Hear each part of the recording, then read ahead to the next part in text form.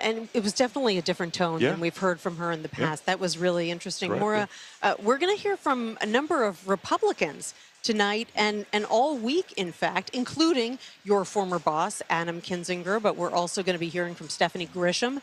She is the former press secretary for former President Trump.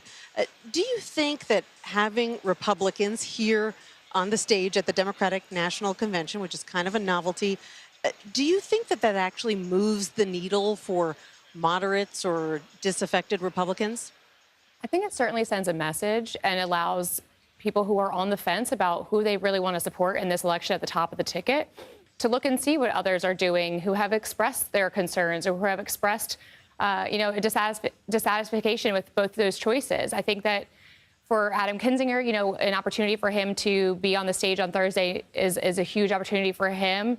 And will it move people to, the Kamala Harris, Tim Walz ticket? I don't know, but it might. And I think if they can focus on the issues and the fact that our democracy is at stake, that's really where I think they can win people over. Things like women's issues, things like women's health.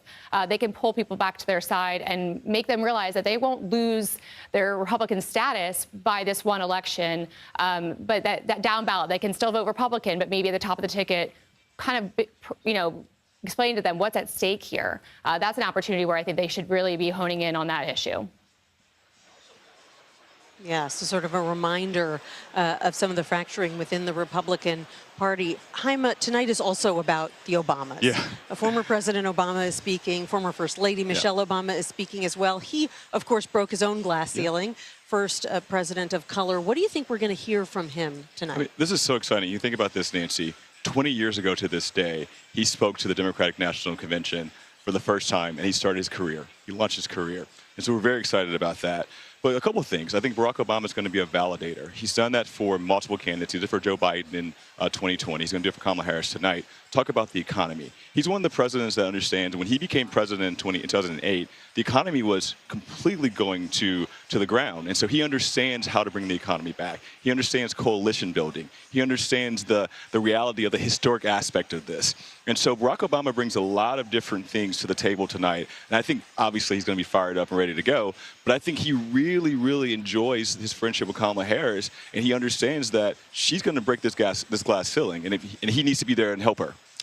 And do you think he is going to be there and help her? Because we don't hear from him that much publicly these days. How vigorously do you think he's going to campaign for her? I mean, he's our biggest commodity in the Democratic Party, so you don't want to overuse him. You're going to have a lot of different governors and senators and Barack Obama and Joe Biden and Michelle Obama and other people out there, and so you don't want to oversaturate the market with Barack Obama. But he's committed, and he said this to the vice president, he's very committed to being out there and bringing that coalition back together.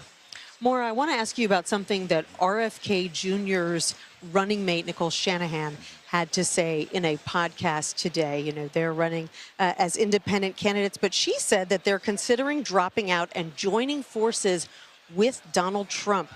What do you think that would mean for the race, and who do you think it would benefit? It's not surprising. I think that this campaign he hasn't done an event in over a month. And so I think this campaign is coming to an end. But we've seen it in the polls. Since Kamala Harris has joined the top of the ticket, the polls have showed us that RFK Jr. is taking points away from Donald Trump. So it makes sense to me that they would join his ticket. I think RFK Jr. is just looking for a cabinet spot at this point. He's looking for a position, and he thinks that he has a better chance at the Trump team than he does the Democratic ticket. So, and he has expressed, frustration with the DNC for more or less, in his opinion, blocking his ticket from being part of anything, especially in New York and different lawsuits. So I do see him playing whatever card he has left. And I think, unfortunately, for the Republican Party, again, this top of the ticket issue for us as a party is really where it comes to, because down ballot, Republicans in the House and the Senate should really be messaging on their role in the economy, their role in safety and security.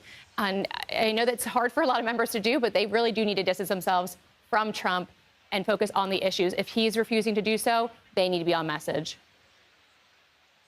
Yeah, and RFK Jr. may seem like a minor storyline, but as we've seen in 2016 in particular with Hillary Clinton, any candidate that gets even a few percentage points can be a threat. Haima Moore, Maura Gillespie, thank you both so much for the insight. I really appreciate it. Thank you, Nancy.